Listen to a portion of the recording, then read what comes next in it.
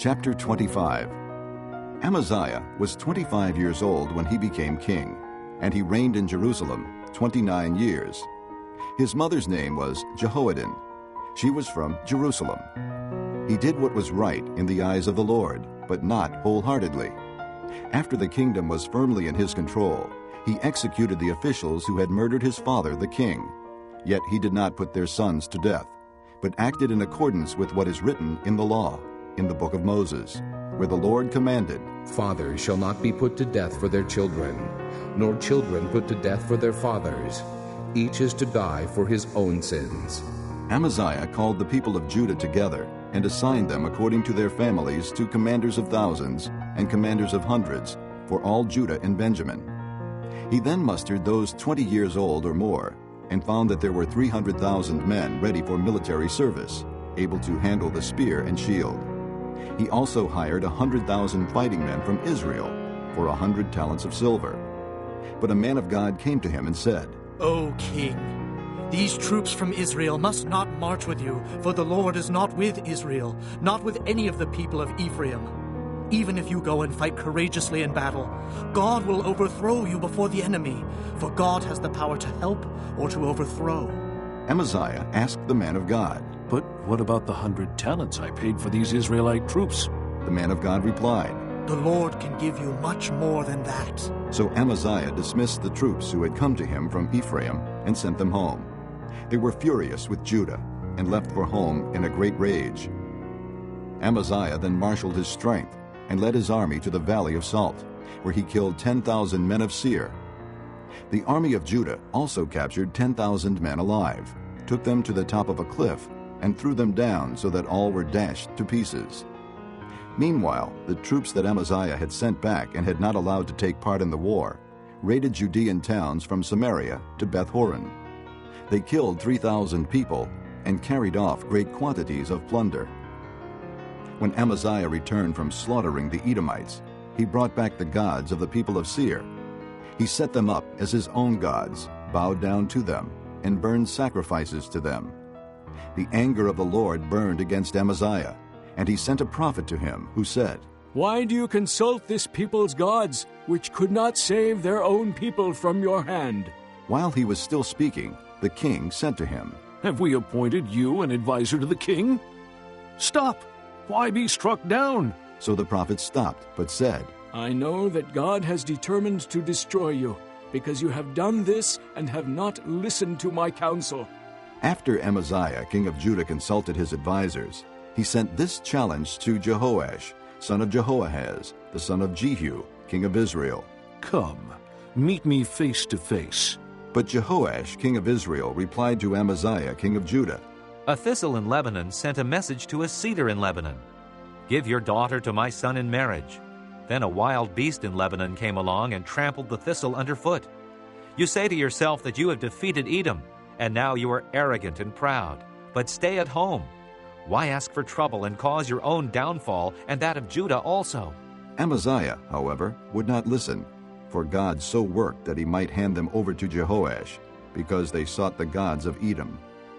So Jehoash, king of Israel, attacked. He and Amaziah, king of Judah, faced each other at Beth-shemesh in Judah. Judah was routed by Israel, and every man fled to his home.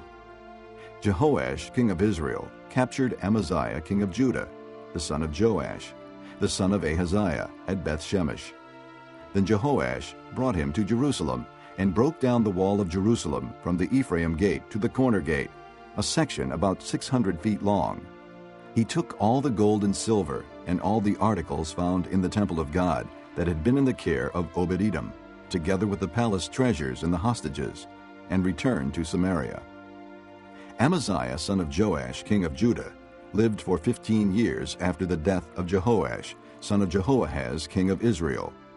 As for the other events of Amaziah's reign, from beginning to end, are they not written in the book of the kings of Judah and Israel? From the time that Amaziah turned away from following the Lord, they conspired against him in Jerusalem, and he fled to Lachish. But they sent men after him to Lachish, and killed him there. He was brought back by horse, and was buried with his fathers in the city of Judah. Chapter 26. Then all the people of Judah took Uzziah, who was 16 years old, and made him king in place of his father Amaziah. He was the one who rebuilt Elath and restored it to Judah after Amaziah rested with his fathers.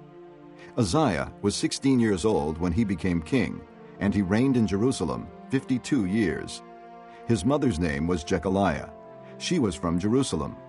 He did what was right in the eyes of the Lord, just as his father Amaziah had done. He sought God during the days of Zechariah, who instructed him in the fear of God. As long as he sought the Lord, God gave him success. He went to war against the Philistines and broke down the walls of Gath, Jabneh, and Ashdod. He then rebuilt towns near Ashdod and elsewhere among the Philistines. God helped him against the Philistines and against the Arabs who lived in Gurbaal and against the Meunites. The Ammonites brought tribute to Uzziah, and his fame spread as far as the border of Egypt, because he had become very powerful. Uzziah built towers in Jerusalem at the corner gate, at the valley gate, and at the angle of the wall, and he fortified them. He also built towers in the desert and dug many cisterns, because he had much livestock in the foothills and in the plain.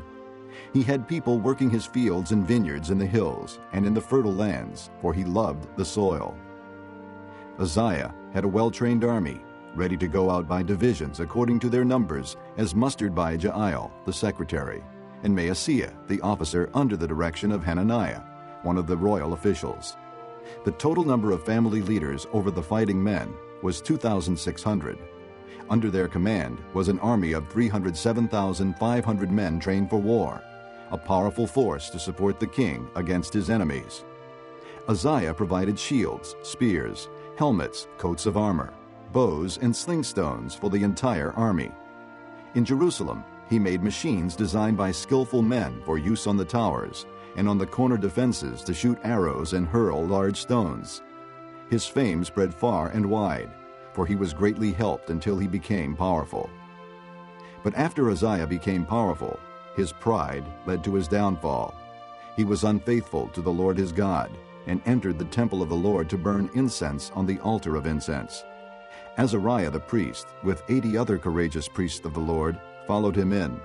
They confronted him and said, "It is not right for you, Uzziah, to burn incense to the Lord. That is for the priests, the descendants of Aaron, who have been consecrated to burn incense. Leave the sanctuary, for you have been unfaithful, and you will not be honored by the Lord God." Uzziah, who had a censer in his hand ready to burn incense, became angry. While he was raging at the priests in their presence before the incense altar in the Lord's temple, leprosy broke out on his forehead. When Azariah the chief priest and all the other priests looked at him, they saw that he had leprosy on his forehead.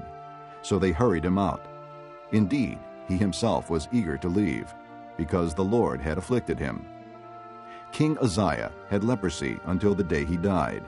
He lived in a separate house, leprous and excluded from the temple of the Lord. Jotham, his son, had charge of the palace and governed the people of the land.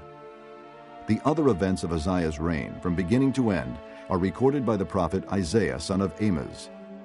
Uzziah rested with his fathers and was buried near them in a field for burial that belonged to the kings, for people said, He had leprosy. And Jotham his son succeeded him as king. Chapter 27. Jotham was 25 years old when he became king, and he reigned in Jerusalem 16 years. His mother's name was Jerusha, daughter of Zadok. He did what was right in the eyes of the Lord, just as his father Uzziah had done. But unlike him, he did not enter the temple of the Lord. The people, however, continued their corrupt practices.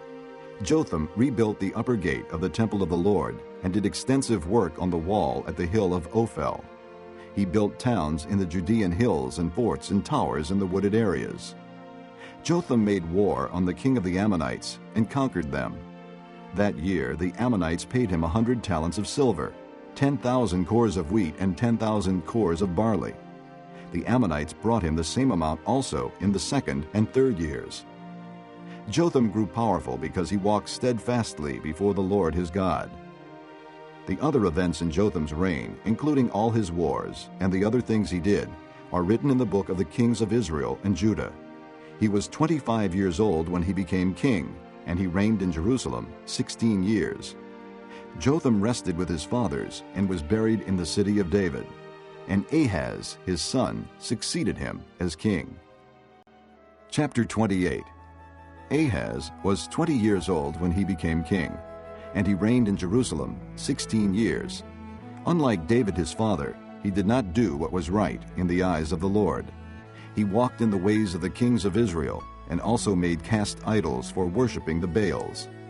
He burned sacrifices in the valley of Ben-Hinnom, and sacrificed his sons in the fire, following the detestable ways of the nations the Lord had driven out before the Israelites. He offered sacrifices and burned incense at the high places, on the hilltops, and under every spreading tree. Therefore the Lord his God handed him over to the king of Aram. The Arameans defeated him, and took many of his people as prisoners and brought them to Damascus. He was also given into the hands of the king of Israel, who inflicted heavy casualties on him. In one day Pekah, son of Remaliah, killed 120,000 soldiers in Judah, because Judah had forsaken the Lord, the God of their fathers. Zichri, an Ephraimite warrior, killed Maaseiah, the king's son, Azrikam, the officer in charge of the palace, and Elkanah, second to the king. The Israelites took captive from their kinsmen 200,000 wives, sons, and daughters. They also took a great deal of plunder, which they carried back to Samaria. But a prophet of the Lord named Oded was there, and he went out to meet the army when it returned to Samaria. He said to them, "Because the Lord, the God of your fathers, was angry with Judah, he gave them into your hand. But you have slaughtered them in a rage that reaches to heaven. And now you intend to make the men and women of Judah and Jerusalem your slaves. But aren't you also guilty of sins against the Lord your God? Now listen to me. Send back your fellow countrymen you have taken as prisoners, for the Lord's fierce anger rests on you." Then some of the leaders in Ephraim, Azariah, son of Jehohanan, Berechiah, son of Meshillemoth, Jehizkiah, son of Shallum, and Amasa, son of Hadlai, confronted those who were arriving from the war. "You must not bring those prisoners here," they said, "or we will be guilty before the Lord. Do you intend to add to our sin and guilt? For our guilt is already great, and his fierce anger rests on Israel." So the soldiers gave up the prisoners and plunder in the presence of the officials and all the assembly.